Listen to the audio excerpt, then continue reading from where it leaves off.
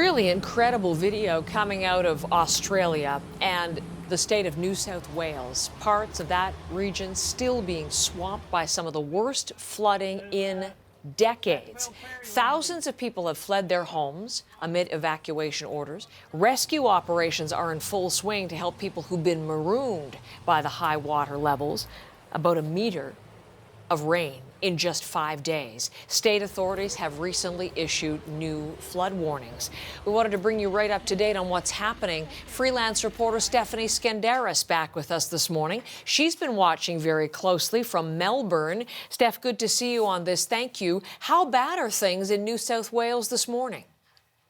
Well, to sum it up, Heather, some areas are being hit with the worst flooding they've seen in half a century. In some areas, it's more like a century. Now, this rainy weather has really been affecting the entire country. At one point, almost every state was under a severe weather warning. There's also been really bad flooding on the Gold Coast in the state of Queensland. But as you've said, the absolute worst damage has been around Sydney in the state of New South Wales.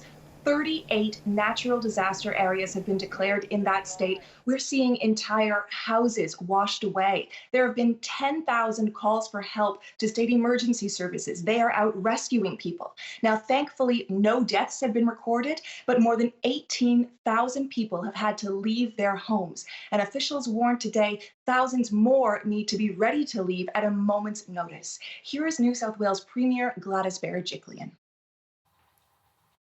We have several weather fronts impacting a huge area of the state. It's catastrophic in its dimensions, and the impact will be severe. The strong warning we need to give people is please continue to be patient, because we envisage that even when the rain stops in some of these coastal communities, the rivers will keep rising. Now, the good news is the rain does seem to be easing in Greater Sydney. There is sun in the forecast, but as you heard, the danger is still very much there. And of course, the cleanup is only just beginning. Steph, I was thinking we should remind people that last year at this time, we were talking about and reporting on bushfires, the worst in Australia's recorded history. So that's just a year ago. And of course, the pandemic. I mean, talk about a test of resilience. How are people coping?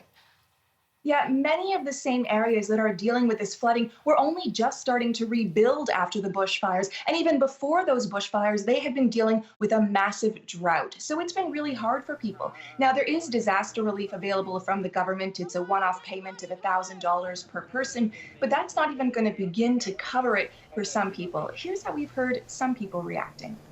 It's going to be a really big cleanup, but the best thing about it is, and being here, is everyone helps each other out. I'm okay. I was in a car, but I've just rang my mate up because I need some food. I've got no food. I just love to have a nice cup of soup or a cup of coffee.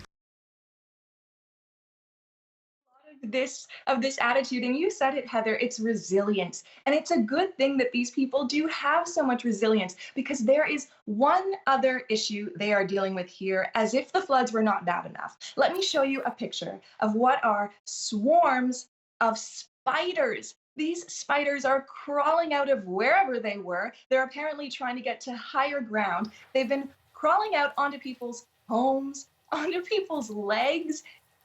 To me, this is the stuff of nightmares, but this is Australia. Creepy crawlies are a fact of life here. We've known each other a long time, Steph.